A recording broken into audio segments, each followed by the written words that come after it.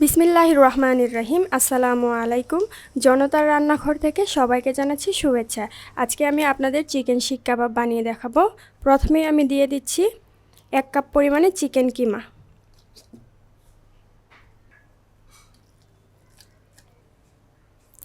Quarter cup দিয়ে দিচ্ছি পেঁয়াজটা আমি কিউব আকারে কেটে নিয়েছি।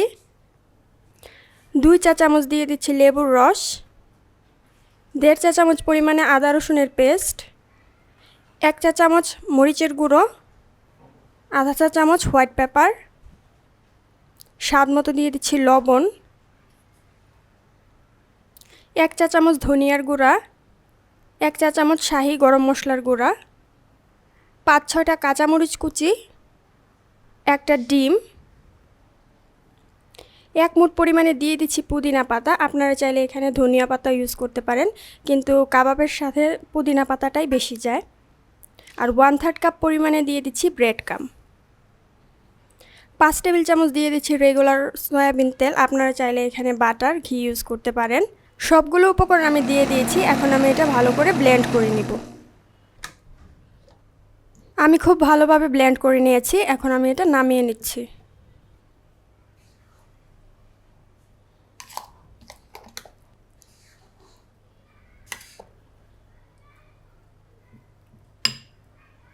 এখন আমি এটা ঢাকনা দিয়ে ঢেকে 2 ঘন্টার জন্য ফ্রিজে রেস্টে রেখে দিব।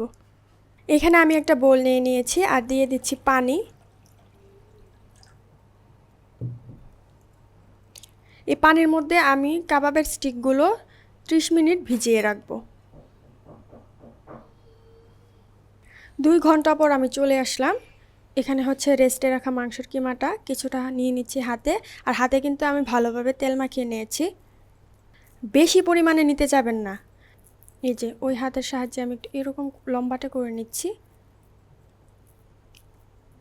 যদি দেখেন যে কিমাটা একটু নরম নরম লাগছে, তাহলে এখানে কিছুটা ব্রেডক্রাম্ব মিশিয়ে নেবেন।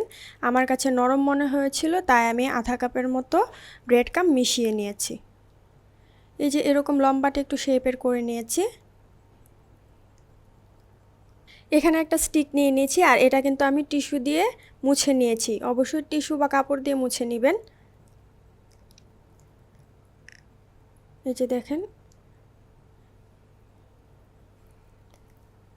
এখন আমি আস্তে আস্তে করে এরকম করে এটা বানিয়ে নিচ্ছি। কাজটা কিন্তু হালকা হাতে করবেন আর আস্তে আস্তে করবেন।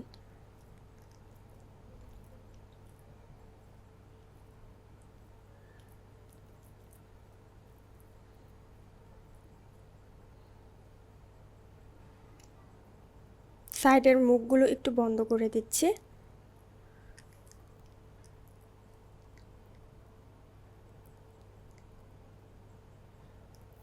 এখন আমি এটাকে একটু রোল করে নিচ্ছি।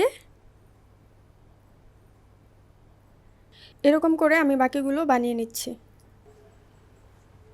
এখানে আমি একটা তাওয়া নিয়ে নিয়েছি, আর তাওয়াটা আমি মিডিয়াম লো হিটে গরম করে নিয়েছি। আর চুলার আঁচটা কিন্তু মিডিয়াম লো হিটেই আছে। এখন আমি এখানে 2 টেবিল চামচ পরিমাণে তেল দিয়ে দিচ্ছি। আপনারা চাইলে ঘি বা বাটারও ইউজ করতে পারেন। তেলটা একটু ব্রাশ করে নিচ্ছি।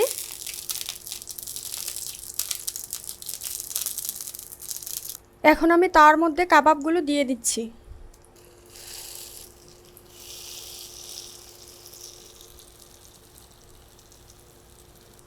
এখন আমি উপরের সাইডটা তেল দিয়ে ব্রাশ করে দিচ্ছি। তার মধ্যে যে তেলটা আছে সেটা দিয়েই।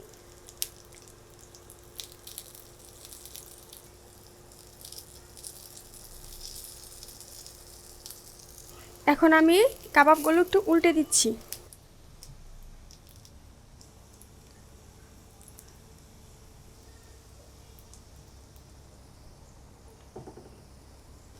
কাবাবগুলো আমি উল্টে পাল্টে ঘুরিয়ে 10 মিনিটের মতো ভেজে নিয়েছি। আর বেশি আঁচে কিন্তু এটা ভাজতে যাবেন না, তাহলে কিন্তু পুড়ে যাবে। কম আঁচে এটা উল্টে পাল্টে ভেজে নেবেন। আর হচ্ছে যখন ভাজবেন তখন একটু পরে পরেই তার মধ্যে থেকে তেলটা ব্রাশ করে দিবেন। খুবই মজাদার একটা কাবাবের রেসিপি। বাসায় অবশ্যই একবার ট্রাই করে দেখবেন, ইনশাআল্লাহ আপনাদের কাছে ভালো লাগবে। আর যদি আমার এই রেসিপিটি আপনাদের ভালো লাগে, তাহলে অবশ্যই আমাদের চ্যানেলকে লাইক করুন, কমেন্ট করুন এবং সাবস্ক্রাইব করুন। সবাই ভালো থাকুন, সুস্থ থাকুন, নিরাপদে থাকুন, এই দোয়া করি। আল্লাহ হাফেজ।